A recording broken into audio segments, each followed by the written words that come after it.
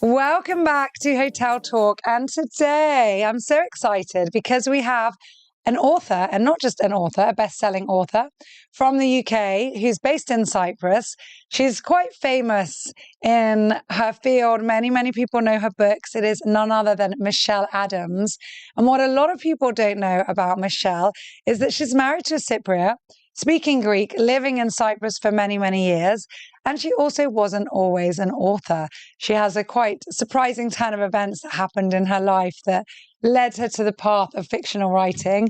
So, Michelle, thank you so much for being here. Thank you very much for having me. It's a pleasure. I feel very blessed. I mean, we've got children at the same school, you know, my sister-in-law, yes, and so we've known each other for a while. And I'm so grateful that you're on Hotel Talk with us. Thanks for having me here. It's great.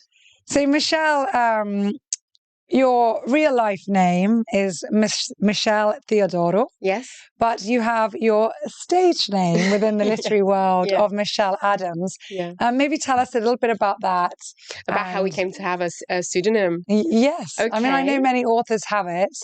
And but tell us, like, why, what's the kind of idea behind it? And It really comes from the way that I first started writing. So as most people are aware, there are a lot of people that write and a lot of people that don't have contracts with publishing houses. And that was how my writing journey started. I started self-publishing books on Amazon, and I was using my own name. And when I then was in a position to have an agent and a publishing house, they wanted to make a distinction between the books that I'd published to date, because they were all of different genres, to the new sort of persona going forward. And so we came up with a pseudonym, which was Michelle Adams, but it has no relationship to my real life in inverted commas. It's not like your mum's maiden name. No. Well, it's quite good because you get listed at the top as well. Which is why it starts with an A. Yes. I like it.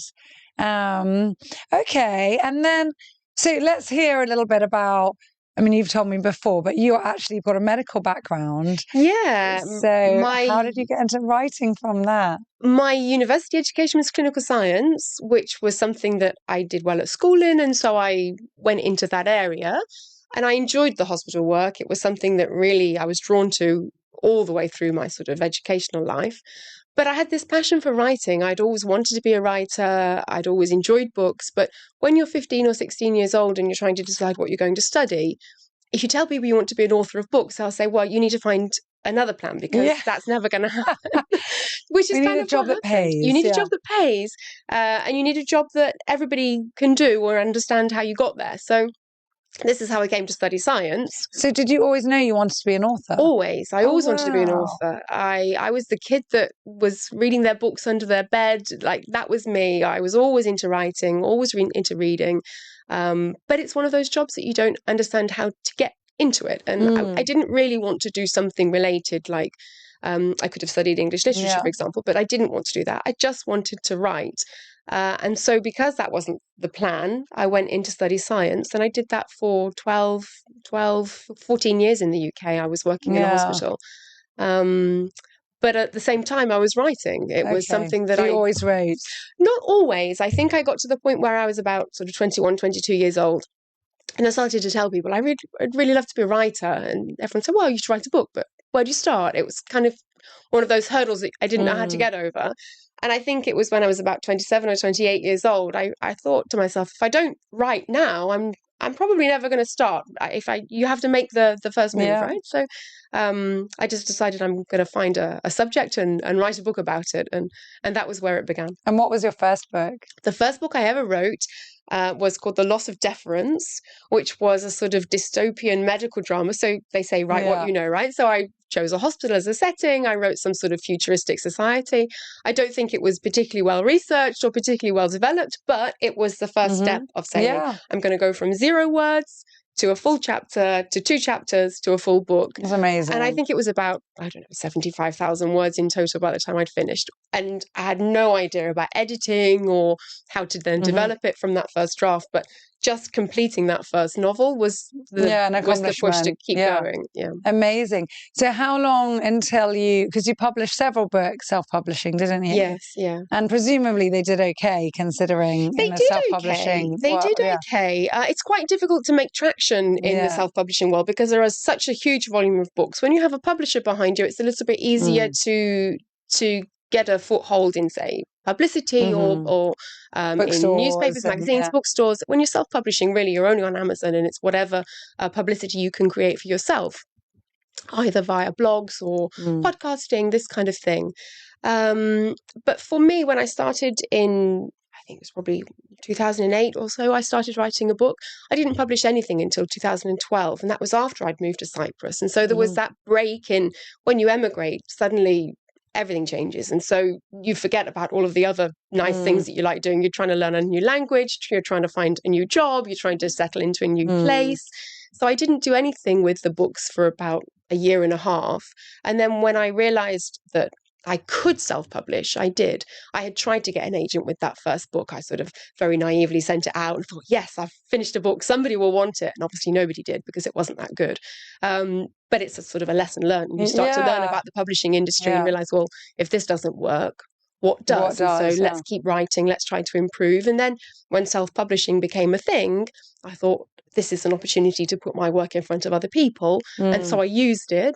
And it was really helpful because if you have a sort of thick skin and don't mind the criticism, you can use those early reviews to try to help you find which things am I doing wrong. If everyone's saying the same thing, this means I need to work on it.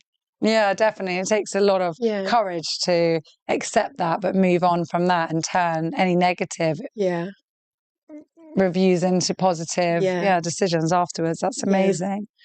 So you obviously met your husband through your job as well. Everything happens for a reason, and that's why you ended up in that.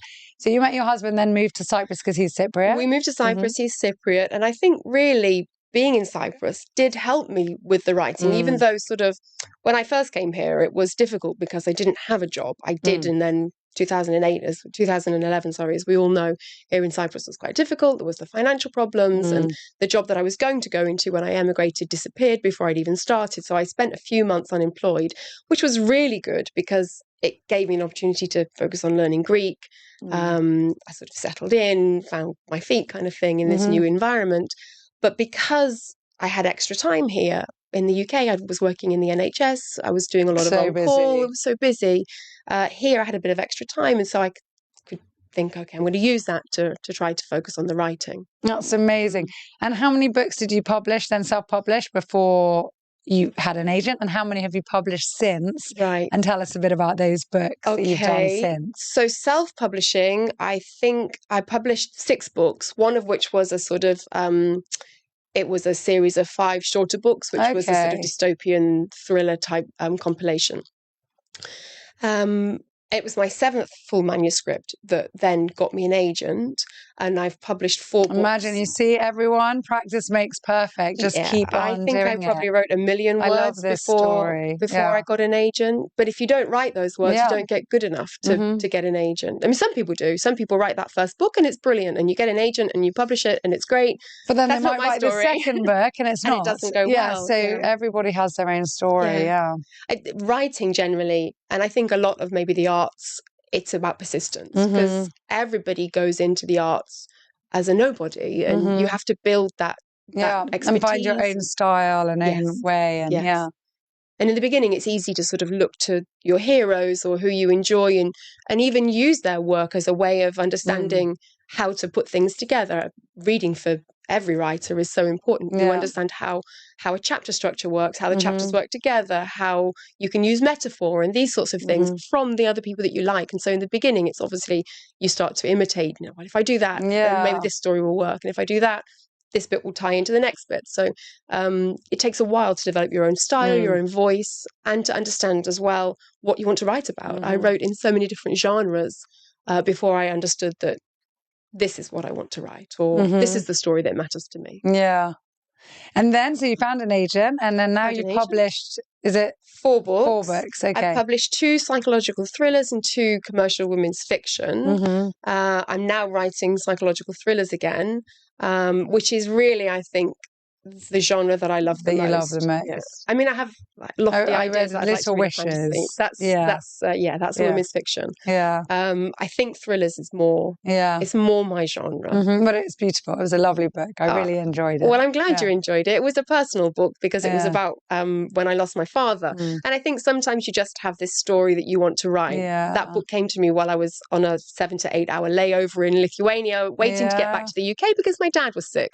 So you write the book that you need to write at the time. But I think thrillers is more my genre. I read a quote a few years ago, and I loved it. I always remembered it. It was, "We're all writers. The only difference, or all authors, the only difference is that we all get ideas in the shower. The only difference is the ones that write it down afterwards or not. Because we all constantly get ideas, don't we? And then it's whether we capture those. About everything. We tell ourselves stories about our life, about our families, about the things that we enjoy. And we're all coming up with ideas. But some people That's amazing. write them. So how have you found living in Cyprus? I mean, you've been here now for 10 years. More. 13 years. Yeah. And how was that? Well, whereabouts are you from in the UK? Warwick is my hometown, so in the West Midlands, which is a very different kind of place. Completely different. Everything is different. Culture's very different. The environment is very different. I come from a small town which is medieval in nature, so there's a lot of old buildings. It's very green. There's a river. All of those things, not really like Limassol. But at the same time, my town is very tiny, and so Limassol feels relatively metropolitan in comparison. I think if you come from London, maybe this feels small, but for me it doesn't, because I come from a very small place. And how did you find the move from the UK here? I think when I moved here, I decided that I wasn't going to try to emulate any of the life that I had in the UK. Besides, obviously, from a professional nature, you try to recreate your work. I decided not to try to recreate the things that I had in the UK, because I felt that if I try to, then it might lead to a disappointment. You have to try to see what does this place offer? What can I do here? And it takes a long time, I think, to settle in somewhere. I think for the first couple of years, especially with the language, you feel very stilted in the sense of you can't express yourself properly. You almost lose part of your personality in some way, because you're listening to these conversations and you think about what you want to say, and then by the time you've thought to say it and how to say it, it's gone. So I think I was probably quiet for the first 2 years of being here. People probably didn't understand that I'm quite chatty and I enjoy that, but I couldn't do that when we first came here. But learning Greek made a big difference. And just sort of getting used to where I am and the new lifestyle. And you don't miss medicine then? I miss the hospital. Okay. I do like working in a hospital. I still worked as a scientist here in some capacity, but it's not the same. Do you feel like you've still got that vibe though, because obviously your husband's a doctor, and so... I mean, I still do some work for the office that he's got. But I mean, we still talk about cases and things, and I enjoy that. I'm interested in cardiology still. But unless I could work in a big hospital with a big department and all of the different disciplines, I don't think that I would want to do that here. Yeah, it's something very different, as you said, from what you had. Yeah, and not working for yourself after you've done it for such a long time would be very difficult as well. Not having that flexibility and being able to work as and when you choose to, it's such a luxury. And once you've got used to that, it's very hard to go back into working in a team and employment. Definitely. Goodness, I still have quite a few questions I want to ask you. So how do you find balancing, because you work from home, you write from home, and you've told me about this before when we had dinner. So how do you balance that, like that discipline? Because home is kind of the mess is parenting, like your child and their friends and the cooking and the lunches and the snack boxes and then suddenly there's that peace and everybody's out of the house and then you've got to really discipline yourself to write those words, to concentrate, to not go and do your laundry or whatever else is pending. How do you balance, and what advice would you give to other parents out there who are also working from home, as more and more people are adopting the hybrid formula for work? So I think we've all had to get used to that sort of working from home thing for a while now, for reasons that we don't need to talk about. But I think it's exactly what you said. It's a discipline. And for writing as well, it's not something you tend to do as a full-time job from the start. So for me, writing's been a discipline for a very long time, because before working in a hospital, you'd be working from 8 till 5 or 6, or then doing Or on 8. call, or 8 or 12. Yeah. But then when you come home, if you want to write, you have to discipline yourself to do that and use the free time that you do. Then it was easier. I didn't think it was easier, but it was, because I didn't have a family. Obviously now I find it very easy to get up, take my child to school and sit down. I'm never going to feel inspired because I love it. And I'm never going to find inspiration and things to write if I just think about it. I'm not. I think there are some writers who are quite cerebral in the sense that they can mull over an idea for 6 months and then sit down and write a book in a month, and they know exactly what they're going to write. That is not who I am. For me, the story is ground out in the process of writing. Okay, so you have an initial idea and then it develops. I'm trying to work towards being a planner, because it's much more economical. And I have a plan for the novel I'm writing at the moment. But to date, I have been very much a practical writer. I write and I write and I write. And somewhere in the mess of the words, there's the good bit. And then the rest gets deleted and you write more. And it's that process of writing that has given me the stories that I've made to date. So the discipline is just being at the desk. As for advice, I have no idea how to advise other people. But for me, wear comfy clothes. You were saying earlier. Wear comfy clothes. I do get myself dressed and ready as if I'm going to a full-time job, even though I'm just at home. But by 8:15, 8:30, I'm at my desk. Especially now, school finishes earlier rather than nursery. Nursery was much later. It was much easier to be loose with the program. Now there's this number of hours, they have to be used. Does it help that you've got an agent and then you've got a deadline? It does. It does help that you have an agent, because obviously you know that somebody else is waiting for your work. Without an agent, it's very difficult to sell your work. I've changed agents during this process as well. And I was going to ask you about that, because I saw that on your social media. Yeah. Everyone, when you finished listening to this, you must follow Michelle Adams Writes on Instagram.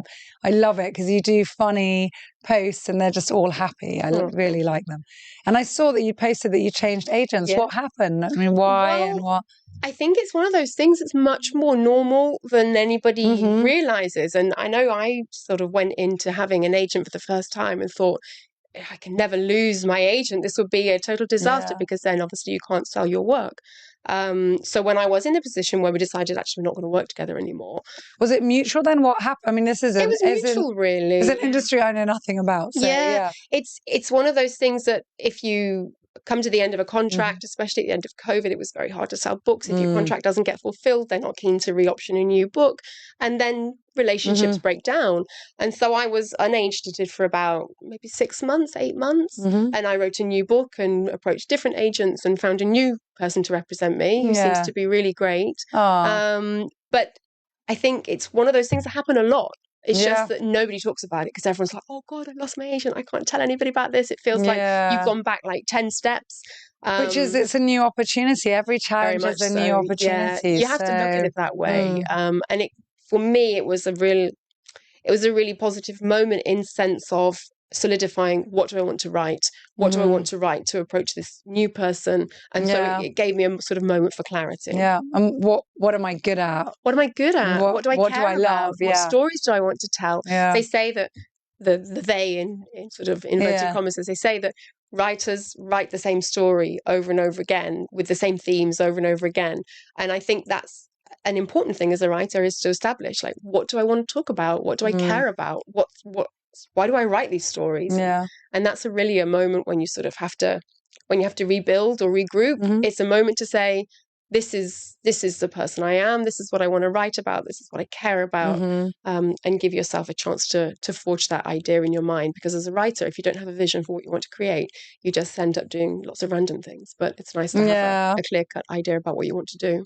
And then stay true, to your beliefs. Stay true. Tell us a bit about Limassol then. So you did already, but what's your favourite thing of Limassol? My favourite thing about Limassol is probably the connection to the sea. I don't come from somewhere where we have the water near us. I mean, we have rivers and things, and I love the rivers, I love the lakes.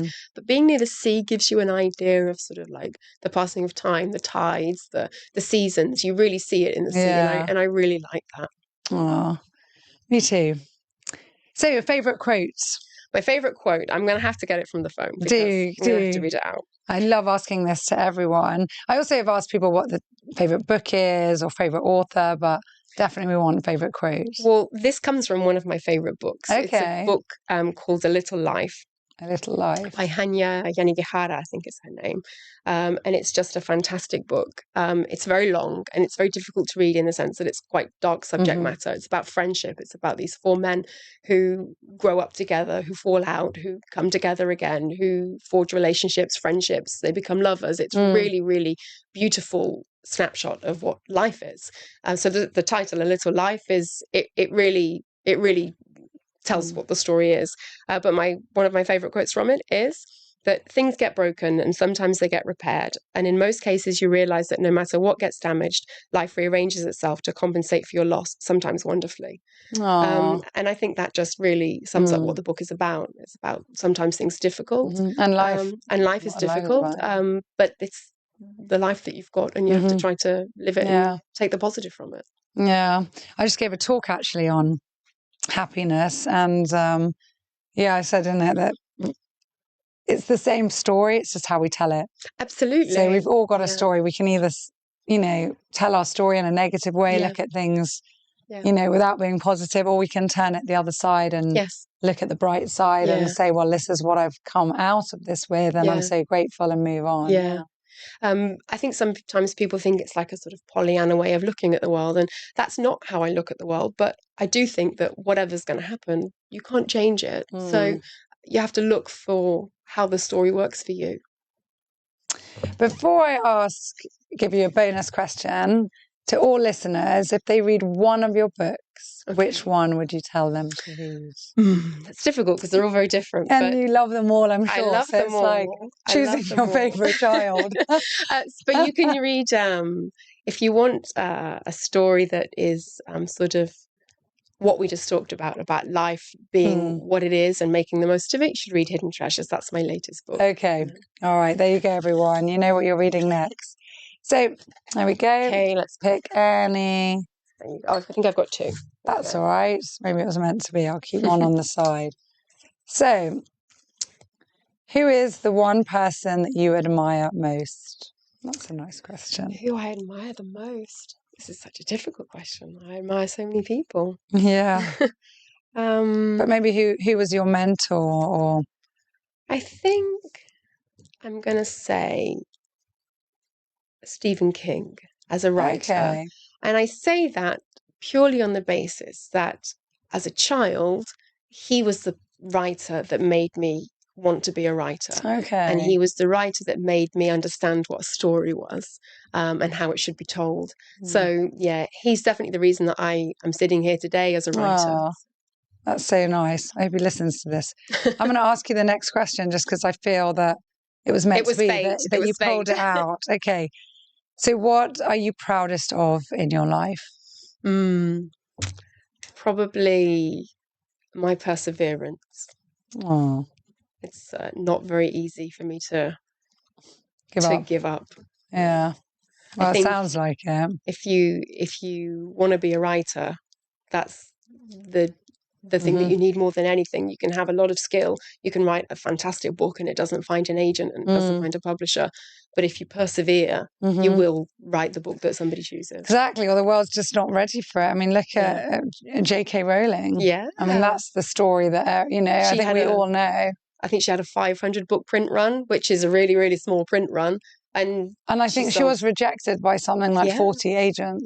Yeah. My first book was sold in, I think, 17 territories, and it was rejected by 100 agents. Yeah. And there was only a few that wanted to read it and 2 that wanted to represent it. But everybody else said it was no good. Yeah. But then it sold in so many different territories. Exactly. So you just have to keep going. Yeah. Yeah. And then I'll tell you a nice story, actually. So my sister-in-law, your friend, was in Lebanon, and she had one of your books just out on the side table, and somebody came in and went, "Oh, you've read that too? I love." Oh, Michelle really? That's Adams. Lovely. And she was like, "What? This is my friend." And so I was like, "Yeah." All her friends had read it. And that's so nice. Yeah. So imagine, even in Lebanon, people are reading your book. That's a really nice story. That's lovely to hear that people have found it. Yeah. Michelle, wishing you all the best, and to your family. Thank you so much. Thank you so much for being on Hotel Talk, and everybody, follow Michelle on social media and read all her lovely books. Thanks so much for having me. Thank you, dear. Thanks. Thanks.